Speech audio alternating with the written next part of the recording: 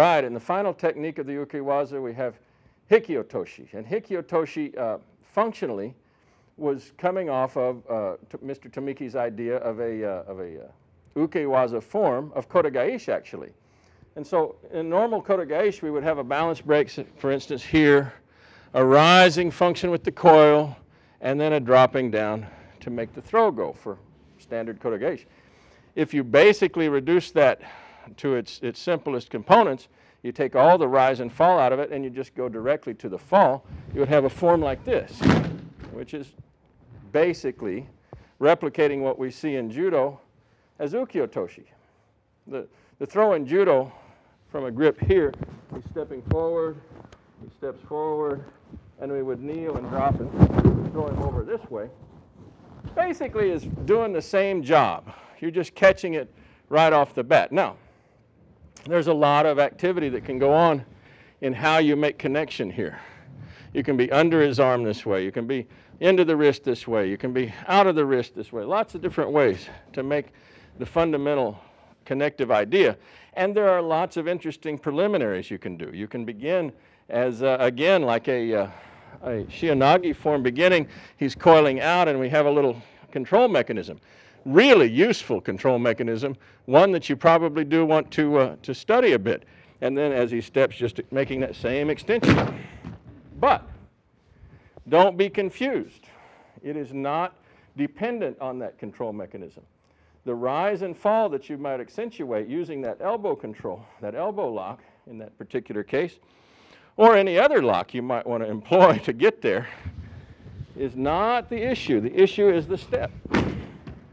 Taking him down the forward line. And so in the purest way, you would just reach up and make any kind of connection you had and step back with him, dropping him in a hole simultaneous with his forward step.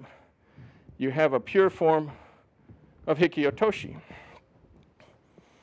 Once you study it in this way, then you'll find that you can do all the other interesting mechanisms of, oh, I like to get a little coil here, or I like to make a little different wrist action here.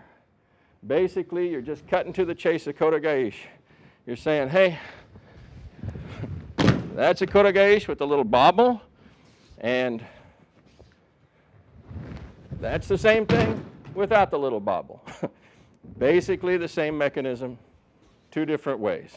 And that's what Mr. Tomiki was pointing at with his idea of continuity from the blown wrist techniques, taking it on into the shearing action or the whole body inertia action rather than coiling around a particular wrist or elbow joint. So I hope that's useful to you. It's also very popular to do kneeling forms of this.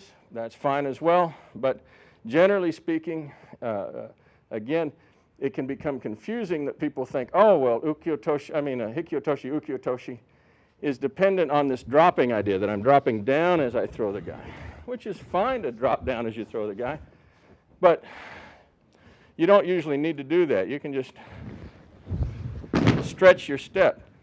Stretch your step, your body will go through a deeper curve. You will have a downward component, and you get plenty of drop on the guy. You can always stretch until you go down to the ground, if you like. Generally speaking, if they're trying to actually make contact with you, let alone try to hit you or push you or shove you, the stretching activity is quite sufficient to get the job done. So, thank you very much. I hope this helps in your work with your Nana Hon Kata. Thank you. Thank you.